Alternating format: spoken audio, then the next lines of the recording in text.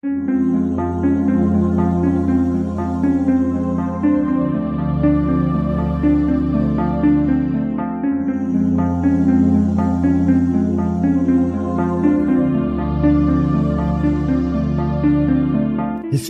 tells the story of the world and of our lives. Sometimes that history goes bump in the night.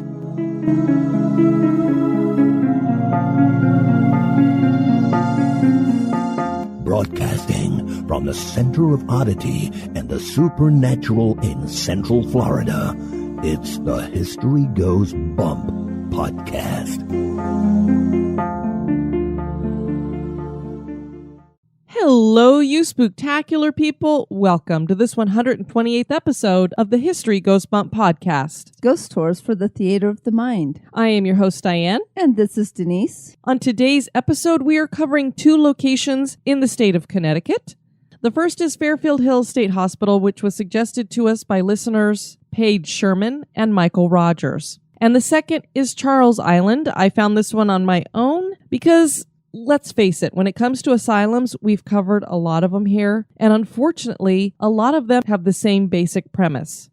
A lot of people who did not belong in them were locked up in them, and they were horribly mistreated, and experimental treatments were used on them.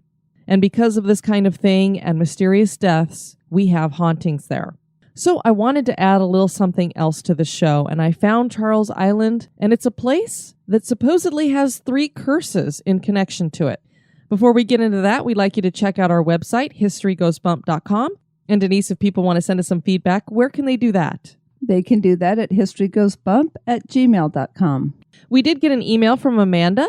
She said that she's a huge fan, and as a historian and Salem resident, she said that we are the right blend. Also, huge congratulations on our legalized recognition of our union. She grew up in Annapolis, and she said that we should check it out. She gave us several suggestions for the Annapolis area. And then she also said, P.S., she has a little pet peeve, Denise, and this is something that I've struggled with and gone back and forth on, is the difference between hanged and hung. It should be people are hanged, not hung. So we've got it. From here on out, we will be saying that people were hanged. There you go, Amanda. And then Rachel sent us a comment on Eloise Asylum. She said, "Hi, I've explored Eloise, Butler, and others many times growing up in Detroit. Loved this episode. Did want to let you ladies know that the Walter P. Reuther Hospital, I believe, is still open and is not located in the same area as the building still standing like K. Beard. I don't think it is affiliated other than it was built on old Eloise land. There was also a fire a month or so back that took more of what's left of Eloise. Apparently it was teenage arson.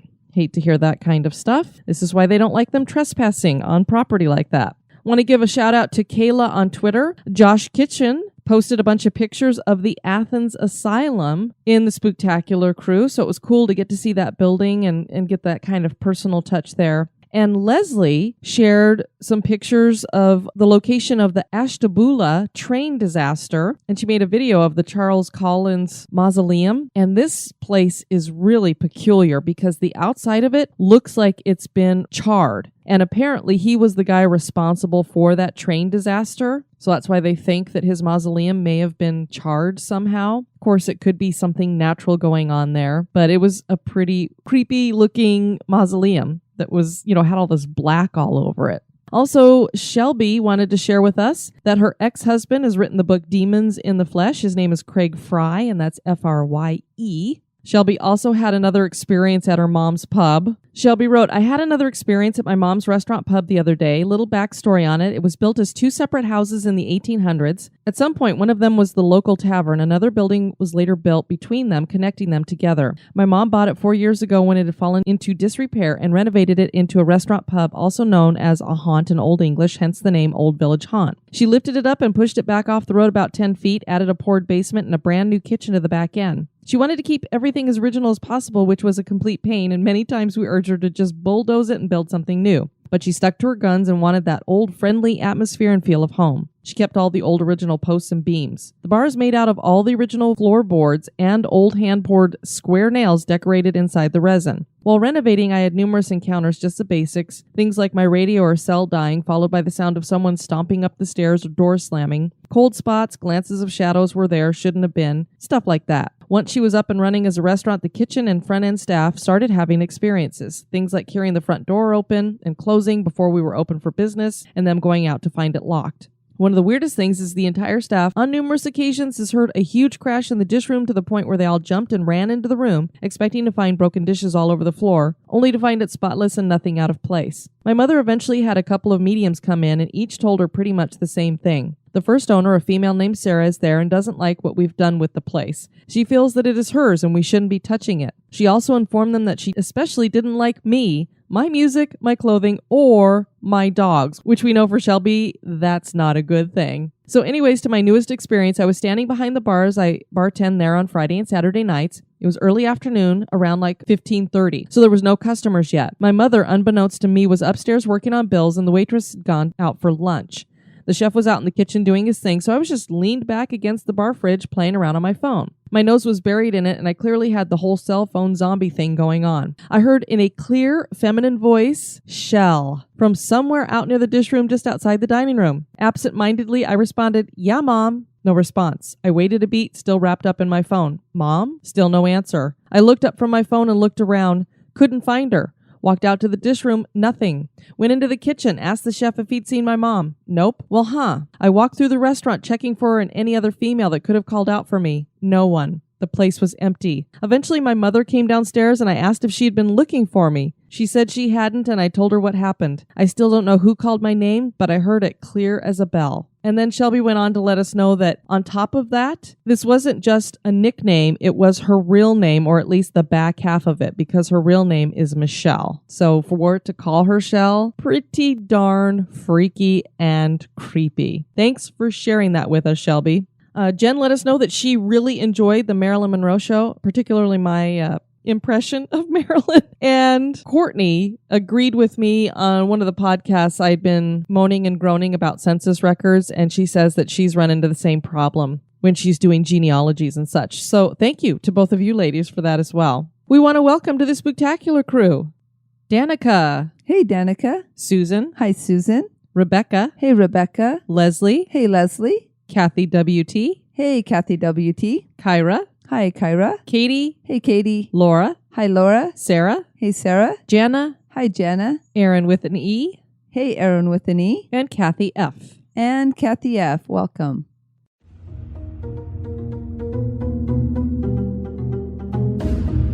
Become an executive producer of the History Goes Bump podcast for as little as $1 a month. For $5 a month, you can access exclusive content like the Haunted True Crime Bonus Cast. And for $10 and above a month, you get all that plus awesome History Goes Bump gear. Check out patreon.com/historygoesbump for more information. Or you can give us a one-time donation by clicking the donate button at historygoesbump.com.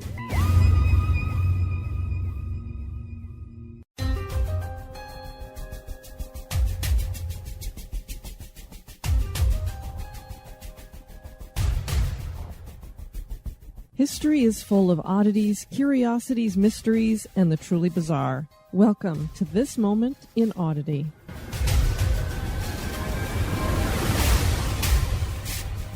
The Moment in Oddity is by Bob Sherfield. Ursula Sothel was born sometime around the year 1488 in the northern English county of Yorkshire. More commonly known as Mother Shipton, she was reportedly a soothsayer, prophetess, and possibly a prostitute. Legend has it that she was able to make predictions of the future and tell people's fortunes.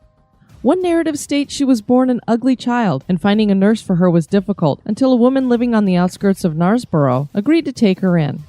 Her childhood is full of tales of supernatural events, with reports of furniture moving of its own accord, plates being thrown across the room by invisible hands, and on one occasion both her and her crib disappeared. When the villagers looked for her, the story goes that they were attacked by imps in the form of monkeys. And when she was eventually discovered, she was suspended in midair, halfway up the chimney of the house. Adulthood did not improve her looks, with one description of her stating, "Her nose was a sight to be seen in itself, being of improportional length, with many crooks and turnings. Her stature was larger than common, her body crooked and her face frightful. She had great goggling eyes, and her wreck of a nose also gave off a faint luminosity." Despite this, she married a carpenter from Shipton by the name of Toby, and her home soon became a calling place for people from a wide area in search of her wisdom, healing remedies, and powers of prophecy. As with the prophecies of Nostradamus, the vague language and obscure riddles used in her rhymes could be interpreted to predict a wide range of events, and it said that she predicted the English Civil War, the defeat of the Spanish Armada, and the dissolution of the monasteries. It wasn't until 1641, 80 years after her death, that the first book of her predictions was published. Many of the predictions contained in the book related to the area that she lived in. Only 2 verses appear to be prophetic, though. Despite popular legend, neither related to the end of the world. And it is probable that many of the predictions they included were describing events that had already passed.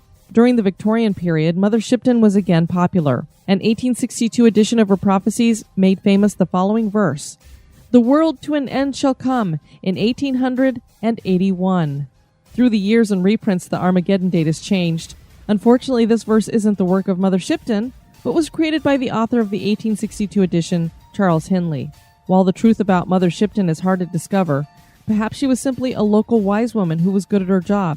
Her legacy has led to her name being linked to many tragic events that occurred in the English-speaking world throughout the 17th, 18th, and 19th centuries. She even has a moth named after her because the pattern of its wings is thought to resemble the face of a hag. The legend surrounding Mother Shipton certainly is odd."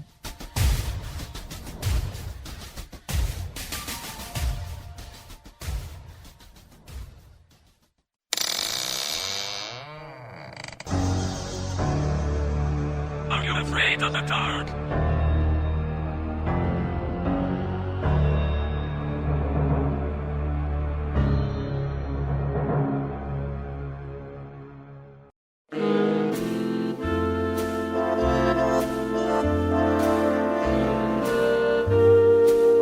This day in history.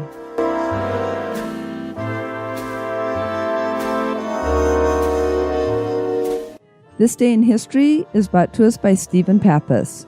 On this day, June 3rd, in 1965, the first American walked in space. Major Edward H. White II, attached to the Gemini 4 by a 25-foot tether, exited the craft and began his spacewalk. This made him the second person to walk outside of the Earth's atmosphere. The craft was positioned 120 miles above Earth, and White controlled his movements with a handheld oxygen propulsion device. The Gemini program was an extension of Project Mercury, which had been the first spacecraft to put an American in space. While the Gemini program was not well known compared to many others in the U.S. side of the space race, it was responsible for giving the U.S. valuable education on the effects that space may have on the astronauts, as well as pioneering long-term space expeditions with multiple crews. The program ended in 1966, but helped NASA to perform the docking procedures that would greatly impact the later Apollo space program.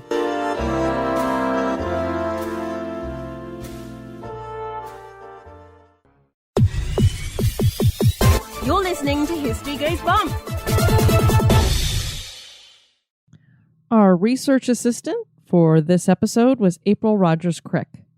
Fairfield Hills State Hospital was a state-run mental health facility in Connecticut that was open to alleviate the overcrowding in other asylums.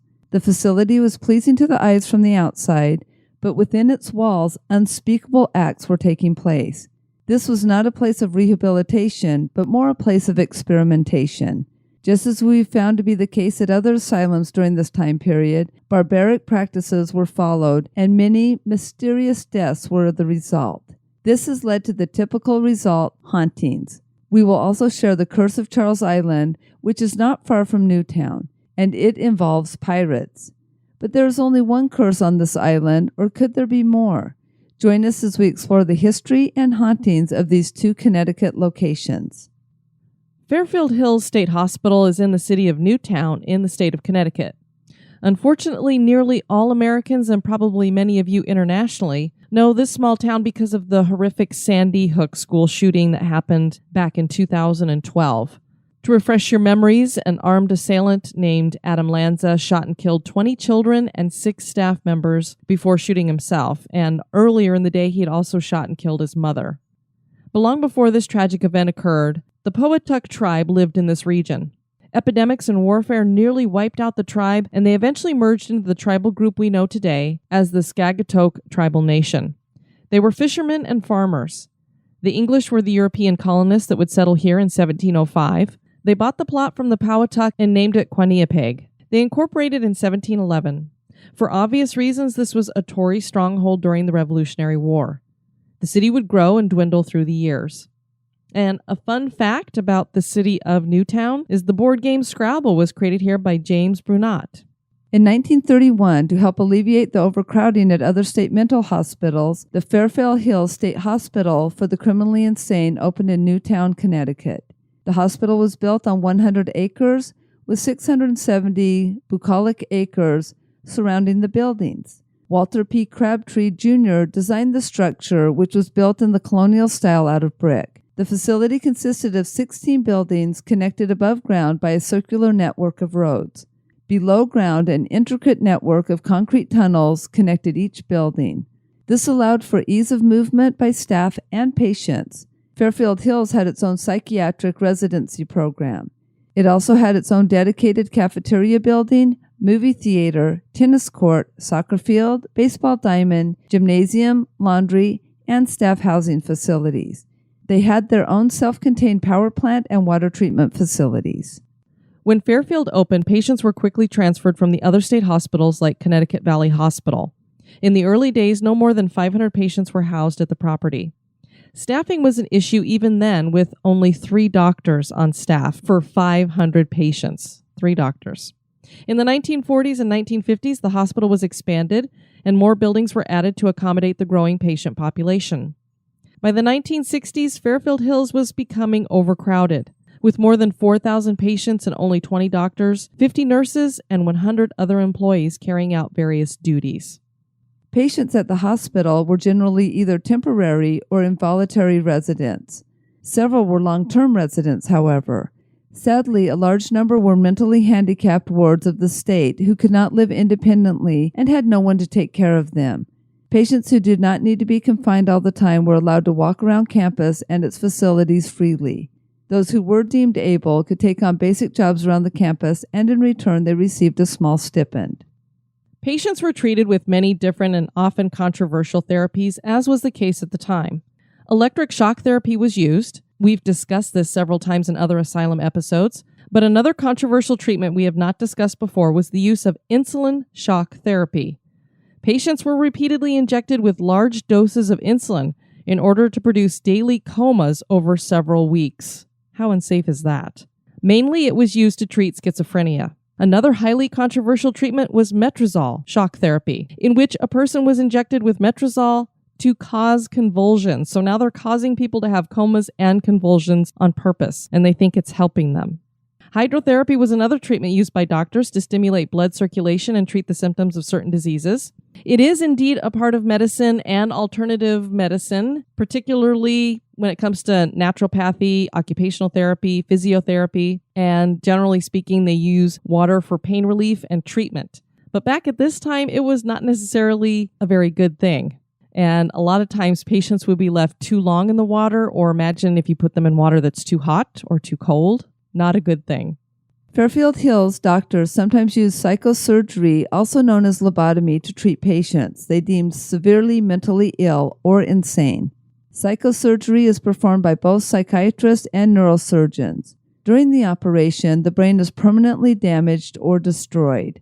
Frontal lobotomies were also performed on patients at Fairfield Hills, which meant the connections to and from the prefrontal cortex were scraped away or disconnected from the anterior part of the frontal lobes of the brain. More than 100 psychosurgeries were performed on patients in the first year of its use. This and other reprehensible treatments were not allowed by the state, at least not officially. Fairfield Hills was more of an experimental institution than a rehabilitation center. Large numbers of patients were essentially tortured for the good of the medical practice.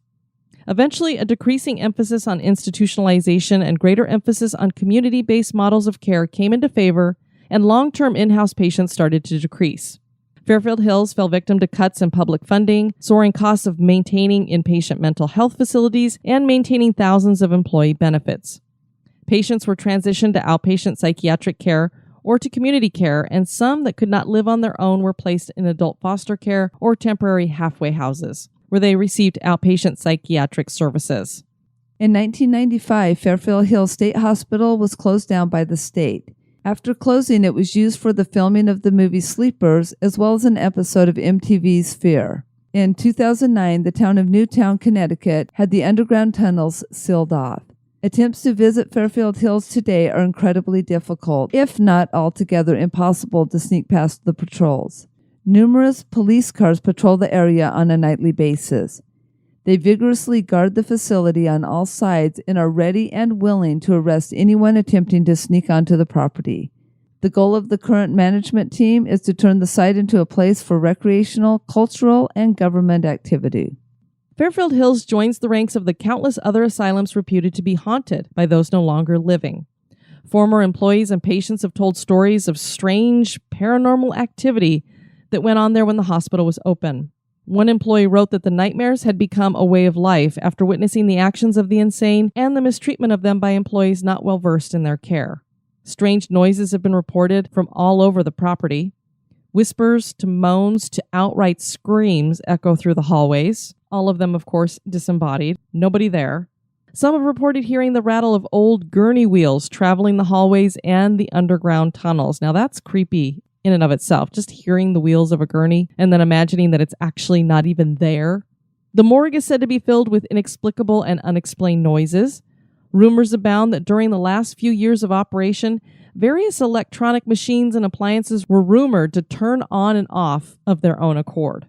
Several sightings have occurred of a young woman dressed in white, our infamous Lady in White, being seen inside of a window with an unearthly glow about her.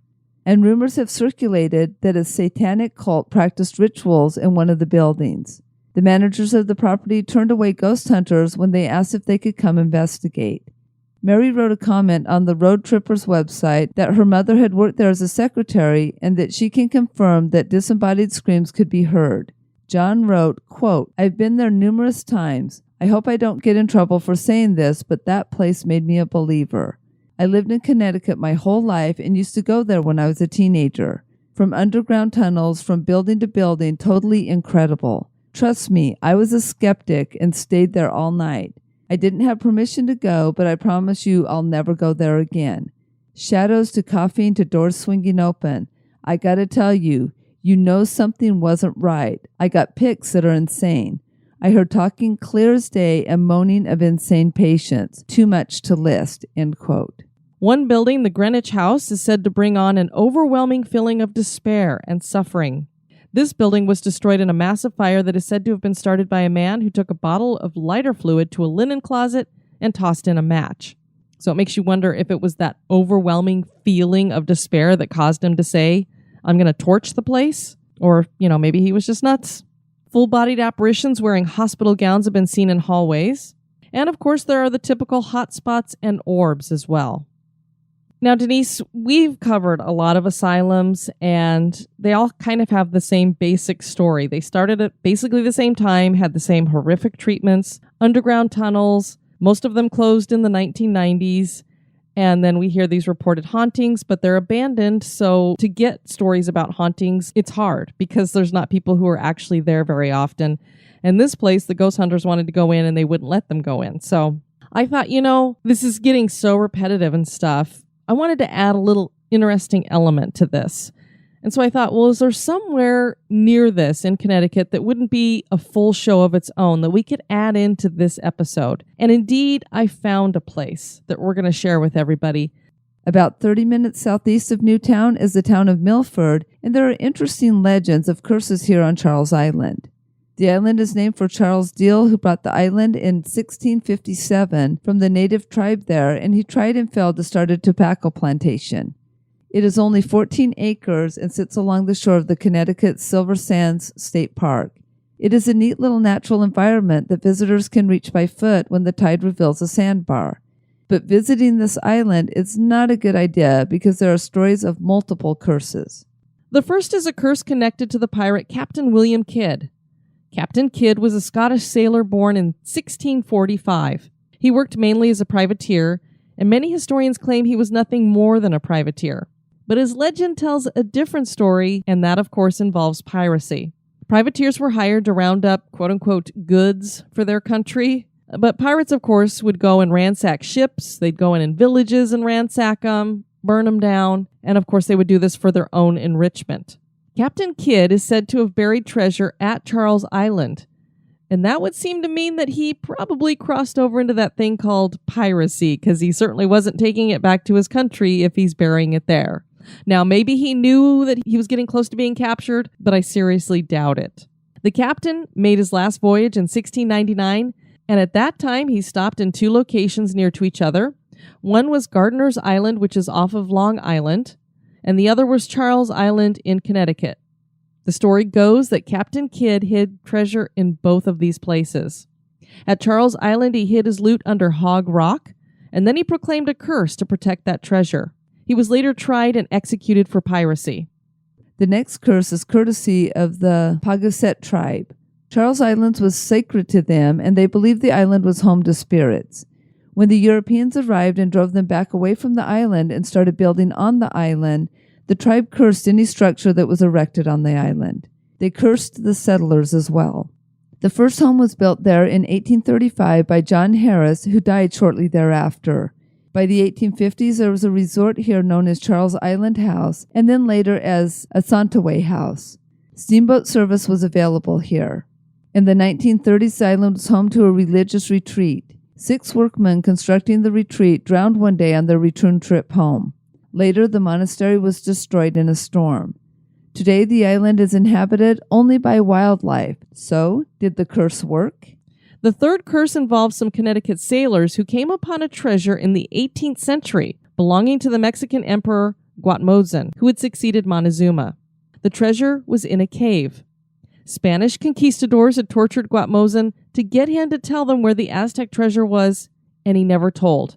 They finally executed him, but legend maintains that these sailors found that treasure in a cave where the emperor had probably hidden it. They were returning to Connecticut with that treasure when several disasters killed 4 of the 5 sailors. The last sailor knew that they must have a curse following them for taking the treasure, so he buried it on Charles Island, and now reputedly that curse is there with the treasure. Could this be why so many accidents, including drownings, have happened near the island? A newspaper article in 2011 told the story of a man swept out to deeper water when he attempted to cross the sandbar to the island. Countless other stories are told of teenagers and others making the trek, losing their footing on slippery rocks, and washing away into strong rip currents.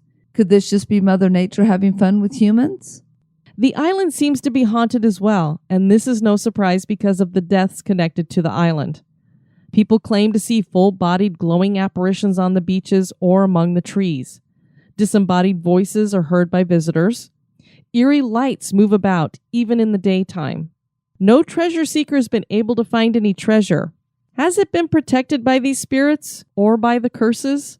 One group of treasure seekers claim that a burning specter of fire chased them from the island after they supposedly found something. We don't know what they found, but there was something there. Are the distant echoes of gurney wheels in the abandoned hallways some form of paranormal activity? Have the spirits of those lost to society truly found a place of comfort in death? Is Fairfield Hills State Hospital haunted? Is Charles Island cursed and haunted? That is for you to decide. Well, I don't know. Both of those places sound pretty creepy to me. I have rearranged our schedule a little bit, so we're going to be doing something different than what I had on the schedule for our next episode. So it's going to be a surprise for all of you, as well as for us. So stay tuned for that. Before we go, we want to share some reviews with you from iTunes. 5 stars from Nick Weller, worth checking out. I'm not exactly a believer of ghosts and stuff, but sure like a good ghost story. Bonus with this podcast, you get a little history lesson with it. It's Sofa King awesome. Well, thank you, Nick Weller. That's awesome that we're like a Sofa King. 5 stars from Allie922. Love this podcast. I broke my leg this winter and was homebound for several months. This podcast kept me company while my husband worked long hours. It was like having 2 friends come over and talk about ghost stories and history. Love everything about this podcast. Well, thanks, Allie, for having us hang out with you while you were mending your broken limb there. I'm sure we had some wonderful cups of coffee or hot chocolate or something while we were discussing our ghost stories. It has to be official. 5 stars. Learn something spooky today. I love learning about the paranormal. History Goes Bump has the perfect blend of scary stories and actual history. I love the format, which includes a moment in oddity and a shout out to their fans. The hosts are welcoming and very personable. This podcast is a must for fans of the paranormal. Well, thanks. It has to be official. And finally from Shin John, 5 stars, keep up the great work. I found this podcast when it was featured in October 2015 on one of the Apple featured scary podcast lists. And thank you to iTunes for doing that. And we were very honored. It was an awesome list of podcasts. I am grateful for the show, and it keeps me company during my often traffic-filled commutes to and from work. These ladies have an amazingly involved, well-researched, and very entertaining podcast. Thank you very much for the past 8 months of quality entertainment. Well, thanks, Shin John, for taking us with you on your commutes, and thanks to all of our research assistants who help us to round out our research. We want to thank you guys for joining us for this show. I have been your host, Diane. And this has been Denise. You take care now. Bye-bye. This episode has been brought to you by our executive producers. Thanks. Fan of the show? Subscribe to the show on iTunes, Stitcher, or your favorite podcast catcher. We would greatly appreciate your review at iTunes as well to help the show grow. Thank you. Societies rise and societies fall. When the time comes, one society steps forward to build a better future. The Wicked Library, Kettle Whistle Radio, Night Story Podcast, Prog Watch, Red Horse Radio, The Lift, History Goes Bump, Listen, The M Writing Podcast, Society 13, Rebuilding Society, one podcast at a time.